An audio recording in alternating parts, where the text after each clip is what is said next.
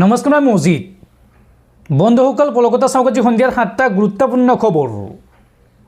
প্ৰথমটো খবৰ, ৰাজ্যৰ লাখ লাখ মহিলালৈ ভাল খবৰ। ফেব্ৰুৱাৰী মাহৰ 20 তাৰিখে অৰুণোদয় আঁচনিৰ হিতাধিকাৰীয়ে লাভ কৰিব 8,000কৈ টকা। নতুন বছৰৰ প্ৰথম দিনটোতেই অৰুণোদয় আঁচনিৰ হিতাধিকাৰীক লৈ এই বৃহৎ ঘোষণা মুখ্যমন্ত্ৰী হিমন্ত বিশ্ব শৰ্মাৰ। অৰুণোদয় আঁচনিৰ হিতাধিকাৰীলৈ বৃহৎ ঘোষণা মুখ্যমন্ত্ৰীৰ। অৰুণোদয় আঁচনিৰ হিতাধিকাৰীয়ে লাভ কৰিব 8,000কৈ টকা। ফেব্ৰুৱাৰী মাহৰ 20 তাৰিখে 8,000 টকা প্ৰদান কৰিব অসম চৰকাৰে, কিন্তু জানুৱাৰী মাহত লাভ নকৰে অৰুণোদয় আঁচনিৰ ধন। ফেব্ৰুৱাৰী মাহতেই আগতীয়াকৈ বহাগ বিহুৰ উপহাৰ দিব অসম চৰকাৰে। প্ৰতিগৰাকী হিতাধিকাৰী বেংক একাউণ্টত প্ৰদান কৰা হ'ব এই ধন। সুন্দৰকৈ বিহু পালন কৰিবলৈ এই ধন দিব অসম চৰকাৰে। নিৰ্বাচনৰ বাবে এই সিদ্ধান্ত গ্ৰহণ কৰিছে ৰাজ্য চৰকাৰে। পৰৱৰ্তী খবৰ, ৰাজহুৱা স্থানত মুছলমান যুৱতীৰ হিজাব খুলি এইবাৰ আন এক বিপদত বিহাৰৰ মুখ্যমন্ত্ৰী নীতিশ কুমাৰ। যিকোনো মুহূৰ্তত গ্ৰেপ্তাৰ হ'ব পাৰে বিহাৰৰ মুখ্যমন্ত্ৰী নীতিশ কুমাৰ। দেশৰ 3খন ৰাজ্যৰ পিছত এইবাৰ পশ্চিমবংগত নীতিশ কুমাৰৰ বিৰুদ্ধে ৰুজু হৈছে গোচৰ। ৰাজহুৱা স্থানত মুছলমান যুৱতীৰ হিজাব খুলি আন এক বিপদত বিহাৰৰ মুখ্যমন্ত্ৰী নীতিশ কুমাৰ। যিকোনো মুহূৰ্তত গ্ৰেপ্তাৰ হ'ব পাৰে বিহাৰৰ মুখ্যমন্ত্ৰী নীতিশ কুমাৰ। হিজাব বিবাদত বিপদ বাঢ়িছে নীতিশ কুমাৰৰ। দেশৰ 3খন ৰাজ্যৰ পাছত এইবাৰ পশ্চিমবংগত নীতিশ কুমাৰৰ বিৰুদ্ধে ৰুজু হৈছে গোচৰ।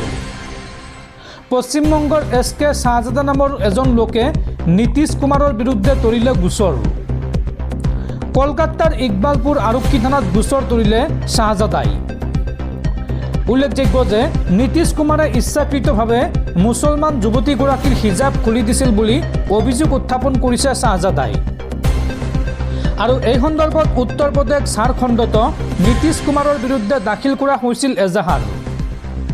উল্লেখযোগ্য যে কিছুদিন পূৰ্বে এক নিযুক্তি পত্ৰ বিতৰণ অনুষ্ঠানত এগৰাকী মহিলা চিকিৎসকৰ হিজাব খুলিছিল নীতিশ কুমাৰে। আৰু সেই ভিডিঅ' ভাইৰেল হোৱাৰ পিছতে নীতিশ কুমাৰৰ বিৰুদ্ধে ক্ষোভ উজাৰিছিল দেশৰ মুছলমান সমাজে। আৰু এই ঘটনাৰ বাবে মুছলমান মহিলা সমাজৰ সন্মুখত নীতিশ কুমাৰক ক্ষমা খোজাৰ দাবী উত্থাপন কৰিছে বিৰোধীয়ে। পৰৱৰ্তী খবৰ, ৰাজ্যৰ যুৱকসকলক প্ৰতিমাহে 2,000কৈ টকা দিব অসম চৰকাৰে। নতুন বছৰৰ প্ৰথম দিনটোতেই ৰাজ্যৰ ছাত্ৰসকলৰ বাবে বাবু আঁচনি ঘোষণা কৰিলে মুখ্যমন্ত্ৰী হিমন্ত বিশ্ব শৰ্মাই। কোনে কোনে লাভ কৰিব এই টকা চাওঁ আহক। ল'ৰাসকলৰ বাবে বাবু আঁচনি ঘোষণা কৰিলে মুখ্যমন্ত্ৰী হিমন্ত বিশ্ব শৰ্মাই। ছাত্ৰসকলক প্ৰতিমাহে 2,000কৈ টকা দিব অসম চৰকাৰে। PGৰ ছাত্ৰসকলে মাহিলী লাভ কৰিব 2,000কৈ টকা। আৰু স্নাতকৰ ছাত্ৰসকলে প্ৰতিমাহে লাভ কৰিব 1,000কৈ টকা। 4 লাখ টকাতকৈ অধিক আয় থকা পৰিয়ালৰ সন্তানে নাপাব এই ধন। আৰু চৰকাৰী চাকৰি থকা পৰিয়ালে নাপাব এই সুবিধা। এই বৃহৎ ঘোষণা কৰিছে ৰাজ্যৰ মুখ্যমন্ত্ৰী হিমন্ত বিশ্ব শৰ্মাই। দৰ্শকসকল, আৰু বহুতো গুৰুত্বপূৰ্ণ খবৰ আছে। তাৰ আগতে আপোনাক জনাওঁ যে যদি আপুনি এতিয়ালৈকে এইটো ভিডিঅ'ত লাইক কৰা নাই তেন্তে এতিয়াই ভিডিঅ'টোত লাইক কৰি দিয়ক। আৰু এনেকুৱা ধৰণৰ ভিডিঅ'সমূহ নিতৌ চাবলৈ চেনেলটো ছাবস্ক্ৰাইব কৰি কাষত থকা বেল আইকনটো প্ৰেছ কৰি ৰাখক। পৰৱৰ্তী খবৰ, নতুন বছৰত দেশবাসীৰ ওপৰত মূল্য বৃদ্ধিৰ প্ৰথমটো মাধমাৰ চৰকাৰৰ। বৃদ্ধি পালে ৰন্ধন গেছৰ চিলিণ্ডাৰৰ দাম। 111 টকা পৰ্যন্ত বৃদ্ধি পালে 19 কেজিৰ প্ৰতিটো বাণিজ্যিক চিলিণ্ডাৰৰ দাম। অৱশ্য সাল সলনি হোৱা নাই ঘৰুৱা চিলিণ্ডাৰৰ দামৰ। পৰৱৰ্তী খবৰ, বৃদ্ধি কৰা হ'ল বৃদ্ধ পেঞ্চনৰ ধন। ৰাজ্যৰ লাখ লাখ বৃদ্ধ লোকলৈ ভাল খবৰ। 250 টকাৰ পৰা 400 টকালৈকে বৃদ্ধি কৰা হৈছে বৃদ্ধ পেঞ্চনৰ ধন। নতুন বছৰৰ প্ৰথম দিনটোতেই মুখ্যমন্ত্ৰী হিমন্ত বিশ্ব শৰ্মাই কৰিছে এই বৃহৎ ঘোষণা। এতিয়াৰ পৰা প্ৰতিমাহে 400 টকাকৈ লাভ কৰিব বৃদ্ধ পেঞ্চন। পৰৱৰ্তী খবৰ, লাভ জেহাদৰ বলি হ'ব নালাগে ৰাজ্যৰ কোনো হিন্দু যুৱতী। খিলঞ্জীয়া মুছলমানৰ দৰে খিলঞ্জীয়া হিন্দুও দুখ পায়। ঈদৰ সময়ত 18ৰ পৰা 20,000 কিলোগ্ৰাম গোমাংসৰ ব্যৱসায় হয় কেৱল ধুবুৰীত। হিন্দু প্ৰধান অঞ্চলত গোমাংসৰ ব্যৱসায় বন্ধ হ'ব লাগে। লাভ জেহাদৰ বলি হ'ব নালাগে কোনো হিন্দু যুৱতী। ইয়াৰ বিৰুদ্ধে খিলঞ্জীয়া মুছলমানসকলো সৰব হোৱা উচিত। এই মন্তব্য ৰাজ্যৰ মুখ্যমন্ত্ৰী হিমন্ত বিশ্ব শৰ্মাৰ। পৰৱৰ্তী খবৰ, জুবিন গাৰ্গৰ শেষৰটো চিনেমা ৰৈ ৰৈ বিনালেৰ পৰা অসম চৰকাৰে পালে 2,90,00,000 টকাৰ GST। আৰু এই ধন কলাগুৰু ফাউণ্ডেশ্যনক 3 জানুৱাৰীত প্ৰদান কৰিব অসম চৰকাৰে। আজিৰ দিনটোত এই বৃহৎ ঘোষণা কৰিছে মুখ্যমন্ত্ৰী হিমন্ত বিশ্ব শৰ্মাই। পৰৱৰ্তী খবৰ, আজি হৈছে বছৰৰ প্ৰথমটো দিন অৰ্থাৎ 1 জানুৱাৰী 2026। আজিৰ পৰা সলনি হৈছে সমগ্ৰ ভাৰতবৰ্ষৰ 10টাকৈ গুৰুত্বপূৰ্ণ নিয়ম আৰু ইয়াৰ পোনপটীয়া প্ৰভাৱ পৰিব আপোনাৰ জীৱনত। এই নিয়মসমূহ নাজানিলে ভয়ংকৰ বিপদত পৰিব আপুনি। আজিৰ পৰা কি কি নিয়ম সলনি হৈছে চাওঁ আহক। আজিৰ পৰা সলনি হ'ব কেইবাটাও নতুন নিয়ম। এই নিয়মসমূহ নাজানিলে বিপদত পৰিব আপুনি।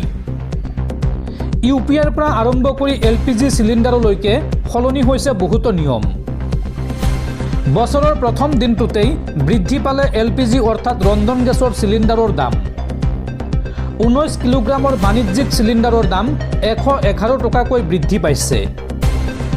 নতুন বছৰত UPI চিমৰ নিয়মৰ পৰিৱৰ্তন দেখা যাব। জালিয়াতি ৰোধ কৰিবলৈ চিম ভেৰিফিকেশ্যনৰ নিয়ম আৰু অধিক কটকটীয়া কৰা হ'ব। পেন আৰু আধাৰ লিংক নকৰিলে 1 জানুৱাৰীৰ পিছত বিপদত পৰিব আপুনি। আধাৰৰ সৈতে পেন লিংক নকৰিলে ব্লক হৈ পৰিব পাৰে আপোনাৰ বেংকৰ eKYC, যাৰ ফলত চৰকাৰী আঁচনিৰ সুবিধাৰ পৰা বঞ্চিত হ'ব পাৰে আপুনি। আৰু বেংকিং ব্যৱস্থাত আন এক পৰিৱৰ্তন কৰা হ'ব। SBI, পাঞ্জাৱ নেশ্যনেল বেংক আৰু HDFC বেংকে ঋণৰ হাৰ হ্ৰাস কৰিব। 1 জানুৱাৰীৰ পৰা কাৰ্যকৰী হ'ব এই সিদ্ধান্ত। জানুৱাৰী মাহৰ পৰা নতুন ফিক্সড ডিপজিটৰ সুতৰ হাৰ কাৰ্যকৰী কৰা হ'ব দেশত। নতুন PM কিষাণ আঁচনিৰ দ্বাৰা উপকৃত হ'ব পৰাকৈ কৃষকসকলক নতুন একক ID দিয়া হ'ব। এই আঁচনিৰ অধীনত শস্য বীমা আঁচনিৰ অধীনত দাখিল কৰা অভিযোগ চৰকাৰে সামৰি ল'ব। 2026 চনত বৃদ্ধি পাব বাহনৰ দাম। আৰু প্ৰবঞ্চনা হ্ৰাস কৰিবলৈ হোৱাটছএপ আৰু টেলিগ্ৰামত বাধা আৰোপ কৰাৰ পৰিকল্পনা কৰিছে বিভাগীয় কৰ্তৃপক্ষই। আৰু এইদৰে কেইবাটাও নিয়মৰ পৰিৱৰ্তন হ'বলৈ গৈ আছে আজি অৰ্থাৎ 1 জানুৱাৰী 2026ৰ পৰা। পৰৱৰ্তী খবৰ, শীঘ্ৰেই 8ম দৰমহা আয়োগ গঠন হ'ব ৰাজ্যত। সুভাষ দাসৰ অধ্যক্ষতাত গঠন হ'ব 8ম দৰমহা আয়োগ। আৰু ৰাজ্যিক 8ম দৰমহা আয়োগ গঠন কৰা দেশৰ ভিতৰতে প্ৰথমখন ৰাজ্য হ'বলৈ গৈ আছে বা প্ৰথমখন ৰাজ্য হ'ব অসম। এই ঘোষণা মুখ্যমন্ত্ৰী হিমন্ত বিশ্ব শৰ্মাৰ। পৰৱৰ্তী খবৰ, নতুন বছৰৰ প্ৰথম দিনটোতে গৌৰৱ গগৈক পুনৰ কটাক্ষ মুখ্যমন্ত্ৰী হিমন্ত বিশ্ব শৰ্মাৰ। মুখ্যমন্ত্ৰী হিমন্ত বিশ্ব শৰ্মাই এই সন্দৰ্ভত কয় যে গৌৰৱ গগৈটো পাইজান হৈয়েই। পাকিস্তানৰ সৈতে গৌৰৱ গগৈৰ থকা সম্পৰ্কৰ তথ্য শীঘ্ৰেই ৰাজহুৱা কৰা হ'ব।